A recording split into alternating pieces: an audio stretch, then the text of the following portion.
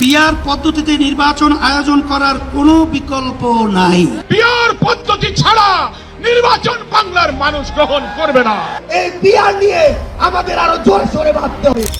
আসসালামু আলাইকুম, আমি মোহাম্মদ জুবায়ের। আজকের ভিডিওতে আমি এক্সপ্লেইন করব পিআর পদ্ধতিতে নির্বাচন কি আর কেনই এই বিষয়টি নিয়ে বর্তমান বাংলাদেশে এতই বেশি আলোচনা এবং সমালোচনা। পিআর প্রপোর্শনাল রিপ্রেজেন্টেশনস বা আনুপাতিক হারে নির্বাচন।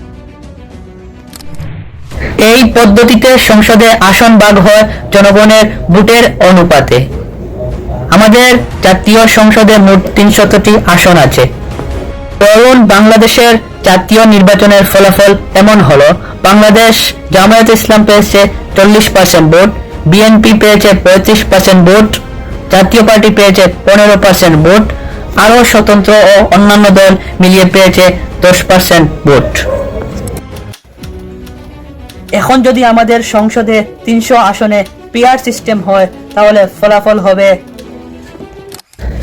জামায়াতে ইসলাম পাবে 120টি আসন, বিএনপি 105টি আসন, জাতীয় পার্টি 45টি আসন ও অন্যান্য স্বতন্ত্র দল 30টি আসন।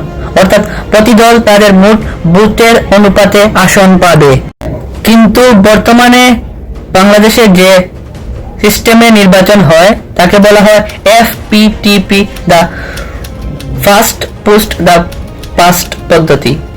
অর্থাৎ যে প্রার্থী বেশি ভোট পায় সেই আসন জেতে। ফলে কোনো দল যদি কিছু এলাকায় হেরে যায়, মোট ভোট বেশি থাকলেও সংসদে খুব আসন কম পায়।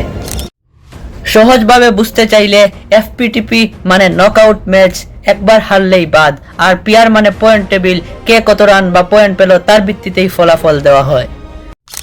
তাহলে বন্ধুরা, বাংলাদেশে যদি পিআর সিস্টেম চালু হয়, আপনারা কি মনে করেন এতে কি গণতন্ত্র আরো শক্তিশালী হবে, জনগণের অধিকার আদায় করা সম্ভব হবে?